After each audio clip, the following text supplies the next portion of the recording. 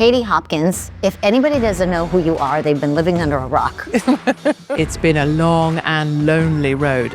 Something that you know about, something that ordinary Americans know about. It is so unbelievable to me that people can be arrested for tweeting. I don't think of the UK as Iran or North Korea. That's my country right now. That is the UK today. Why are you banned from Australia? So there's a weird thing. I'm banned from South Africa, banned from Australia, banned from schools in Wales. Did they forget that you're a comedian? They forgot their souls is what they forgot. I am very concerned with the jihad in your country. We are outnumbered demographically. If you could pick one thing that you have done that requires the most amount of courage. Ooh, that's not a story I don't think I've ever told. Katie Hopkins. If anybody doesn't know who you are, they've been living under a rock. With almost 3 million combined social media subscribers and out of the UK, not bad for a teeny little girl in the UK, right? For a little British person from across the pond.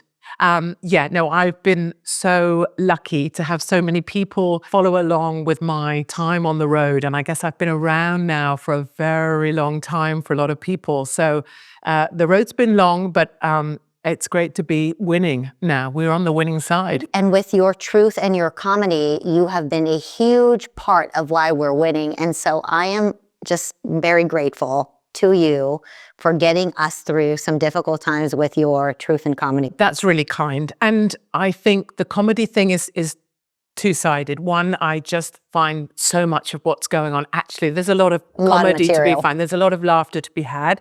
I think secondly, it's really, really important that we bring the laughter, because if we're going to bring people with us, we have to have the uplift. It's so easy to stand on a stage and tell people the negative. It's so easy. I see it so often. But who's bringing the positive? And then finally, in my country, having been utterly, utterly eviscerated from my country, totally and utterly, to the point none of my children have my name anymore. On my comeback 5 years later, in the time of the courts, only the jester could speak truth to power. And I got asked this morning by the chair of the RNC for Texas, why are you not arrested? And that's my trick, is if you have comedy with your delivery, AI doesn't know what to do with you. The government don't know what to do with you, and it's why I'm still free. I personally think AI might be German because it doesn't have a sense of humor. So I want to get into your background, because I don't know if people know just how brilliant you are and how interesting your background is. But first I want to start with, we're here in Washington, D.C. What brings you to America right now? I would not have missed, it's just giving me goosebumps even just trying to talk about it. So I would not have missed Trump being inaugurated I would not have missed this moment. I stood ground for decent British people in 2016 when I knew he would win. I was here to observe the installation of Biden when we were told we couldn't come here or we'd be shot on sight. I wanted to be here to observe evil firsthand, and to stand here now with Trump coming in as 47th president, and I am walking around and I am applauding Americans for what you've done for each other, for what you've done for humanity, and for what you've done for British people. There's the thing about you being the shining light on the hill. For the first time in the longest time, British people feel hope, and it will set me off any day, because that's ordinary Americans. Every single voter gave hope to decent British people, and I'm just here to say thank you. What is the sentiment in the UK about the changes that we have here in the United States? What kind of impact does it have on your country? I mean, obviously, you've still got the lunatics who want to believe in whatever, who march around with their signs protecting the climate or whatever, and you've got the lunatics that think, Democrats are the answer, or supporters of Kamala, But for decent Brits, ordinary Brits, working Brits, to have Trump elected and know that Americans made that happen, working Americans, to have Elon on Twitter saying things, we'll be arrested if we said stuff. We have people knocking on the doors, police knock on your doors over a Facebook post. Elon's just there dropping hand grenades, Trump hasn't invited Keir Starmer to the inauguration because he knows what Keir Starmer is. He's not having anything to do with our foreign secretary because our foreign secretary is despicable. And he's going to reject our ambassador to the US because Trump already knows that he's a piece of work as well. For ordinary Brits to be heard and to be seen is just so remarkable. And it's why I'm so happy. I'm so happy for Americans, and I'm so happy for British people as well. It is so unbelievable to me to hear you describe that people can be arrested for tweeting or for posting things on social media. I don't think of the UK as Iran or North Korea, where somebody would be arrested for speech. And that's been going on for a very long time. So 10 years ago, I've been arrested. I've been interviewed under caution by the Major Crime and Homicide Command for a column in a newspaper. I've been arrested. What did you write that's so bad? I wrote "Stop the Boats."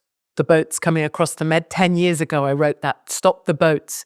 And I was arrested and interviewed under caution and threatened with prison. That was 10 years ago. I've been arrested multiple times for tweets.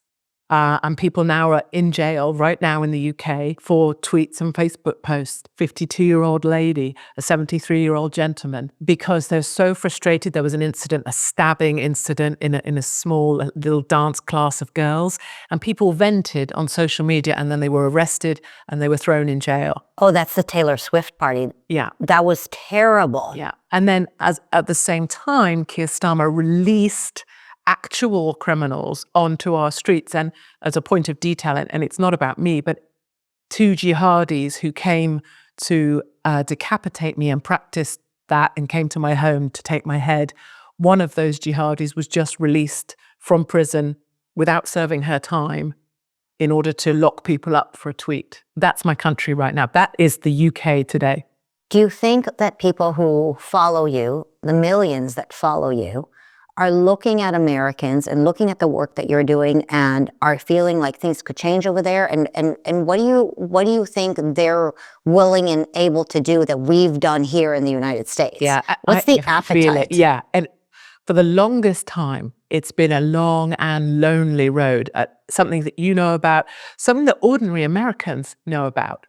For the longest time, it's been long and lonely and endless, and meetings and draws and raffles and make a basket and have a clipboard and explain things, try and get signatures. It's been an endurance test for everybody.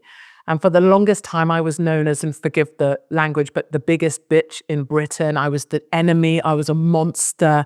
I was to be, spat at in the street so that my truths couldn't be heard, because I was the evil or something. And what's happened over time, and I think America tracks this as well, and a lot of your viewers and listeners will understand, is we've seen a 180 on that. So from being utterly eviscerated in the courts, lost my home, lost all my jobs, they came for my kids, social services threatening to take my children away, from that to now, where I'm allowed to live in my country, I'm allowed to do what I do, stand up. And now I just sold out my next tour, May till September, 63 venues, 45,000 tickets, all 5 nations. And even venues that were canceling me 2 years ago are now asking if they can book. And so I know, I felt it for the longest time. I knew Trump would win. And I felt this change coming. Change is coming to the UK in the way that it happened here, but you guys are the beacon on the hill. Wow, that is incredible. Yeah. Well, and also you've been censored. And so you have this huge social media following, but they took you down several times. Yes. So when I had 1.2 million followers on Twitter, not that that matters, and then a little group of individuals, Rachel Riley, the Center for Countering Digital Hate Online, yeah, sure thing, like a broom cupboard with one evil guy in, and the Muslim Council went together to Twitter HQ, as it was then in England, and had my account removed, and Tommy Robinson as well. And then with Elon taking over Twitter, I'd still call it Twitter, right? It's now X, but Elon reinstated myself and Tommy Robinson on the same day. And it was Guy Fawkes Day, the day that Guy Fawkes tried to blow up Parliament. So that was another sign that we might be coming back And that groundswell of feeling now in the streets in the UK, people will just, they'll shout out car windows, go on, Hopkins. And I don't quite know what to do with that now. I'm like, what face do you make to that? Yeah. Like, I'm going. Yeah. And people will, there's a feeling now. It's incredibly and encouraging. Americans did this. Americans did this. And, that's really every single person that attended a Republican event or supports PragerU or turned up to a rally on a street corner, or even Democrats that said, I think I want to be part of this because it seems fun, and came over. What an amazing thing they did. Seems truthful and common sense. Yeah, and you feel like you belong. With our crowd, you always feel like you belong. You can walk into any group of people and they'll pull down the back of their truck and they'll give you a thing and another thing and a drink and a food and a T-shirt and a hat. That's our family. Yeah. So I'm so uplifted, but that's not to say that things aren't very, very dark still for people in the UK right now. I am very concerned when I watch what is happening with the jihad in your country. And specifically what happened with the Pakistanis. You were ostracized by the media, and I'm not sure if the police came after you for your, yes. I believe it was an article or maybe a tweet, warning your fellow citizens that the Pakistanis were raping women. This was what, in 2014? In 2014.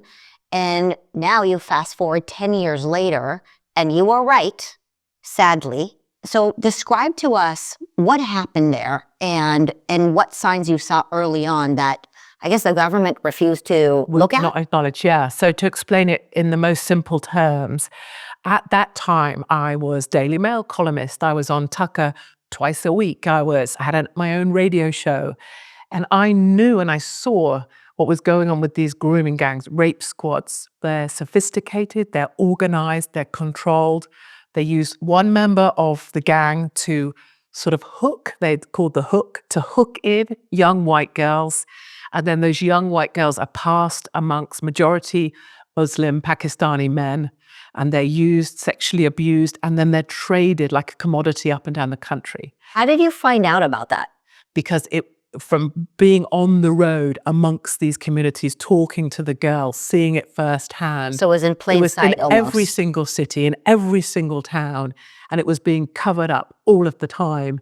And the idea was that to keep your jobs, to keep your position, you were to say nothing. And that's what everybody was doing. 10 years ago, everybody that wanted to keep their job said nothing. And for Labour or Democrats, and it's very similar to what happens in Minnesota or many of your cities, Dearborn, Michigan, they are playing to that voting demographic. They don't want to upset, for example, in my country, the Muslim community, so they say nothing. Keir Starmer and Labour are dependent on the Muslim vote. Muslims don't vote by policy, they vote by religion. So you don't offend the religion, you don't offend Islam. So it doesn't matter if you sacrifice white girls as long as you look after Islam. And that's where we are in the UK right now. And I've been inside of mosques where they've been teaching that they use a lollipop, and like a lollipop with a plastic wrapper on? Yeah. So they use that as an example of what white girls are. So they use a lollipop but without the plastic wrapper on, with all the flies on it. And they say this is what white girls are. They're uncovered so you can use them. And they're taught that. This is being taught to the Muslim community in the UK. And it's why we've got such a problem, because now we are outnumbered. Demographically, there are more births to Muslims than any other religion. Muhammad is number one name and Muhammad is number two. Do you think it's reversible? Do you think that the opposition to Labour could take over, win, and clean up? Roll back 2 years, and I would say no, although I could feel something changing underfoot. But now, because of this momentum we have, because of this feeling I'm surrounded by, because I've stayed true to my path, and now everyone seems to be saying, yes, we see, like as if the lights just got turned on, And so now Reform are neck and neck with Labour. People seem to have reached a point where they recognise that this needs to be stopped. And because we've been given courage by Elon, for example, just throwing hand grenades into what you can and can't say. So more people are now speaking. And it is a tremendous thing knowing that we really are on the last gasp. And we really do need to, I believe, reform or a similar kind of Britain, putting British people first, British nationals first, some kind of organization like that will win in the next election, which is 2029. What an honor to still be the best hope as Americans for you guys. I know. And you always have been for me. You know, I remember going on CNN just on the run to 2016 election here and telling them Trump is going to win. And she was like, no, you know, blah, blah, blah, because it was what, a 99% Clinton win. And I was like, Trump's going to win. And then being here for him when he was the 45th president, and then the day after the Putney marches. And the truth of that was that they'd all booked their tickets and their hotel rooms because they were told Clinton would win. And of course, Trump won, so they just had to have a little protest. Yeah. And so for Americans to have been so tenacious, you know, it really does come down to, I can see for 5 years I was thrown out of my country really and spent my life on the road through the states of America. Anyone that would have me or host me or have me at a club, and many of your supporters were so gracious to me. I just became a storyteller on the road, trying to warn people, don't become like us. And to know every last raffle ticket sold, you know, all of those things, all the unseen people who don't get necessarily rewarded at an inauguration or get given a role or a position or a seat or a ticket. Those people made this. And that's why I'm just going around like a little seal clapping. Yeah, I'm sure I'll get 911 by someone. They'll be like, there is a mental lady at the end of the road. She seems too happy. Yeah, she's very happy. She's clapping all the time. We don't know what she's so happy about. It's just that. I see these people and I love it. And I love what's going on here. Why are you banned from Australia? So there's a weird thing. I'm just me. You know, I started off in the military. And I went through the Royal Military Academy, Sandhurst, and I came out of there an Army officer in the Intelligence Corps. I signed up for 35 years. I didn't get to do all of that because I was also epileptic, but I was always going to be military. Then I ended up working in the media, becoming kind of known, this kind of known thing. Then I ended up being the enemy, right? The monster, the woman you must disregard, you must spit at her because she says things that are clearly bad. And now I'm getting to be able to speak again. But as part of being known, I suppose, I've done some shows like Celebrity Big Brother. It's a ridiculous show where celebrities, what are they, live in a house together and have arguments. Yeah. So I was invited to do that in Australia. But I was invited to do that in Australia during lockdown, when Australians were locked down and brutalized and punished and not allowed to return to their children and not allowed to visit their dying relatives and not allowed to be with their mother in their last hours. And I was brought into that country to do a TV show at that time. And I said yes, because I knew very well that I was going to use it in some way. So I got taken to my quarantine cell. I had to stay there for 14 days on my own, not allowed to have a key, not allowed to answer the door, not allowed to go for food, not allowed to not allowed to get out of that room. Well, you were not sick. No, quarantine because of COVID, and COVID would know. Yeah. Like if I answered my own door, COVID would know. Sure. So I had to wait at my door for my food to be delivered to go on a stupid TV show. And I wasn't allowed to tell anyone I was there. And I got escorted there by the military. And I wasn't allowed to breathe. And so one day during quarantine, my husband said to me, my husband calls me Little Birdie. And he goes, Little Birdie, I don't think you're going to be very good at this. Like being on my own, and you could see how me being alone with myself isn't very good. Well, because I'm pretty intolerable. Quarantining you for 2 weeks in a room. In a country and a lockdown that I don't believe in, that I think is cruel. So one day, I went live on YouTube from my quarantine. And I said, I have been brought here for a ridiculous TV program when you are being locked down, held captive by your politicians. And I was encouraging Australians to rise up, to fight back, to take to the streets, to come and find me. And then I looked across at the cooker and there was some vegetable oil. And I said, you know what I'm going to do? And I got totally carried away by myself. And I was like, the next time they knock at my door with my food, I'm going to strip naked, I'm going to cover myself in baby oil, and I am going to run down the 14th floor, and I'm going to grab the security guy by his head, and I'm going to drag him to my apartment, and I'm going to do terrible things to him, right? Totally carried away. And then Al Jazeera and BBC, They were waiting. and Guardian and Fox, they all said it was real. Hopkins violates military on 14th floor. It became a real thing that I'd escaped quarantine, I'd gone rogue, and I'd violated people. With oil. Oh my God. It was national news. It was breakfast TV in Australia. The Prime Minister was out telling me I had to get out of the country. Did they forget that you're a comedian? They forgot their souls is what they forgot when they locked down an entire people for no reason whatsoever. And so my visa was cancelled, and within 2 days I was on a plane, marched on the plane and deported out of that country. Forever. Yeah, and banned for 4 years. But actually, all of lovely Mark's relatives live in Australia, so I don't have to visit them. There's always a silver lining. What happened in South Africa? So South Africa, many years ago, South Africans I would hear their stories. You know, white South African farmers are being hunted from their land by black gangs. Fact.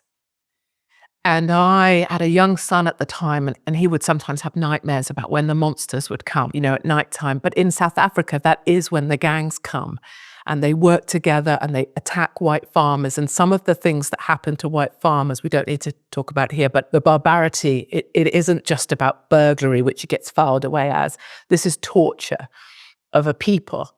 And so I went over to South Africa and I wanted to sleep on white farms with white farmers and make the world talk about what was happening. When was this?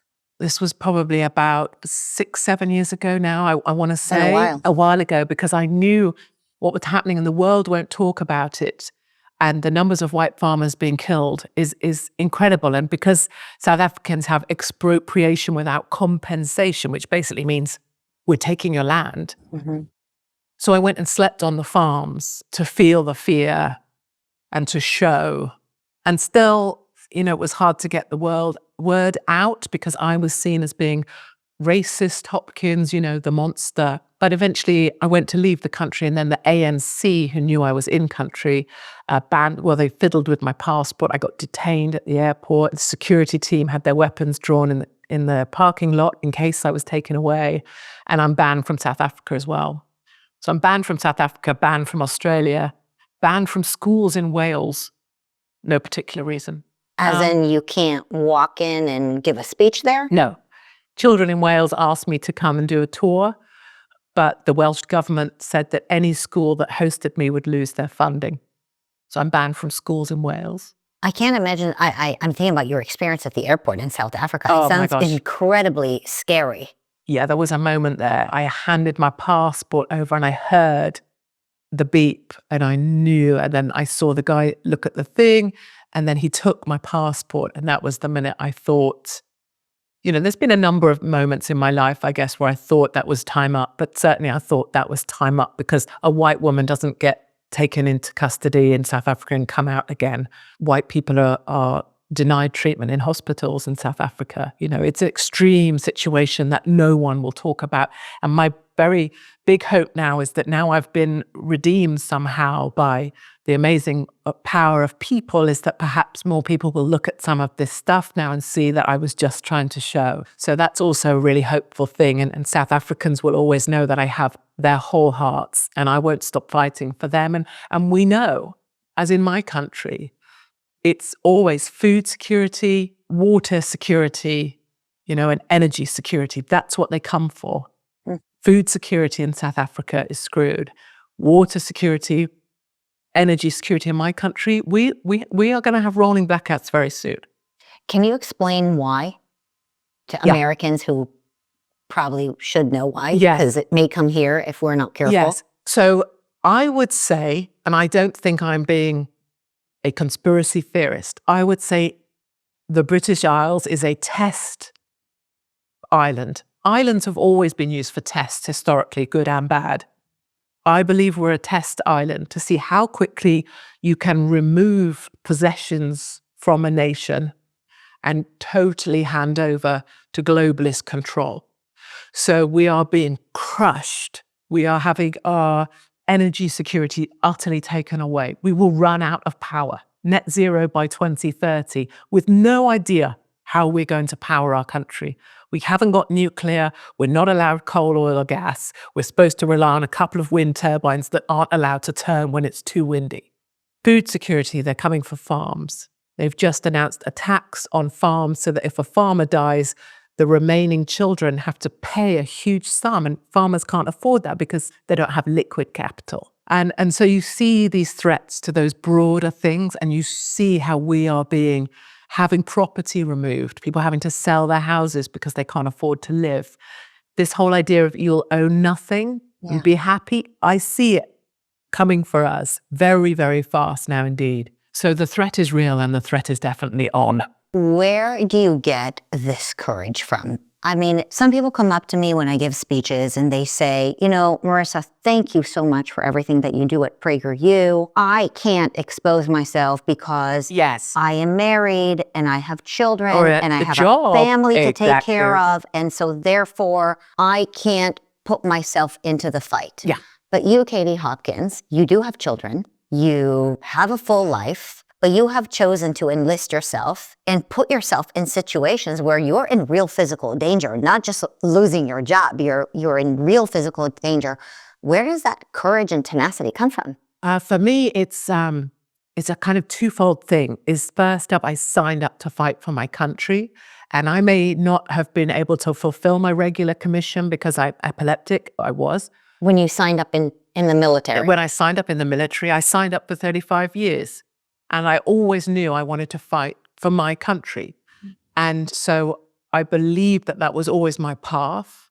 Secondly, when I was utterly eviscerated from the face of the planet in every way, jobs, home, kids, everything, I lost everything. So they took the house, they took all my savings. So I was liberated from the baggage of life, the things you might have to protect. I don't have anymore. I didn't have. I don't. And then thirdly, in later years, I got to have massive surgery. You know about this? No. Oh, how squeamish are you? Not at all. Give me your hand. Only just not don't like sticky and it's not disgusting. Okay. So I had my top of my head. Oh yeah, I feel it. There's a little bit of that's my brain like a moving. Gap. Yeah, like How this. are you so smart with a portion of your brain taken out? So they chopped off my skull, which is why there's a hole, and then they took that bit of my brain out, so I don't have epilepsy anymore. And so I'm on extra time. And I truly believe, whether people have faith or not, I believe that God puts people here for a reason, that if you follow your path, it becomes more visible to you. And I got given extra time, and I can be utterly without fear. And honestly, as God's my witness, if it was ended tomorrow by some super large pink-haired vegan with a nose piercing, it's very unlikely that she'd get the better of me. But I'm so happy because I got to see this day. And this day is a great day for America. And this day shows that we're fighting back. And everything I ever knew, the line I've walked has always been straight. And it is such a blessing to see the world waking up. So I have no fear about anything whatsoever. I'm just so thrilled. I'm so thrilled to be here. It's incredible how freeing it is that once you're attacked so much and then you can just lean into your true self and be yourself, then you're really free because then you can speak the truth. Take what? What are you going to take? Lock me up? Okay, lock me up. What are you going to take? What? The clothes I have? Sure, go. You know, you won't fit them because you're a little bit of a chubby boom boom and I'm slimmer than you. But do you know what I mean? Take what you want to take. What are you going to take from me? You can't stop me. Yeah. What do you want to be remembered by? I'm not so sure I care for being remembered, but I will die confident that I was true to my path, and I will know that we did it laughing, you know, and I think that's a real gift now, is our side is the side that has a sense of humor, that wants everybody to be as free and as happy as they can be. And that is such a gift, you know, that I'm so passionate about. And so I just want to make sure I've said thank you, you know, to all American patriots for what they've done, for the graft, for the grind, for all the names they've been called. What an amazing thing and what an amazing country you have. And God bless the United States of America, and God bless Donald J. Trump. Indeed. In 100 years, they will write Katie Hopkins died standing up, right? I hope so. Yeah. If you could pick one thing that you have done that requires the most amount of courage, what is something that you'll never forget, that you don't regret doing? Ooh.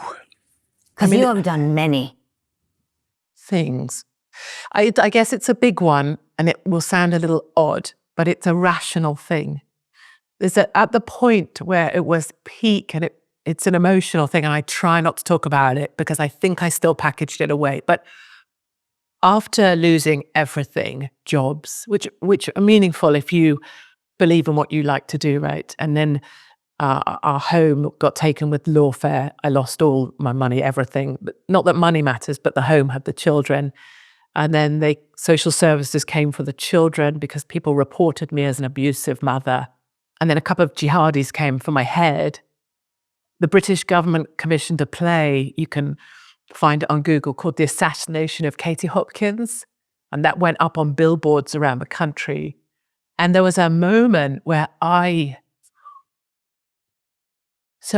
walked out of my house and I went to end everything because I believed rationally that the safest way to protect my children was to remove myself.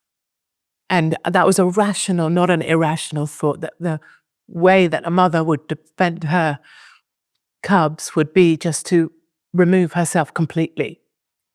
And so I suppose now my proudest thing is that day, instead, I kind of packed my bags, I packed my constitution, I packed my passport, and I set off on the road to America. And I spent the best part of 5 years on the road in the homes of patriots. And it allowed my children to have new names and be moved to a different house and a different address. They all have different names from each other. I never once visited any of their schools, not in all of their education. My husband moved on without me in that sense, so that everything was separate to me. And so in a way, the courageous thing was not ending it, but carrying on. And then it's because of American patriots, and they'll know who they are, giving me a home, a platform to speak and still have purpose, that I get to still be here for this. And that's probably another reason why I'm so grateful to everybody here in America. And that's not a story I don't think I've ever told. Well, thank you for sharing it with us. And we're here for you. And we're incredibly touched by the fact that we're having an impact on people like you. And we'll pray for the UK. Yes. And bless you. Bless you, Katie. Thank you. Thank you very much. Thank you to all the supporters that support the brilliant work that you do. And you've always been a complete pocket rocket. And I just think you're terrific. Thank you.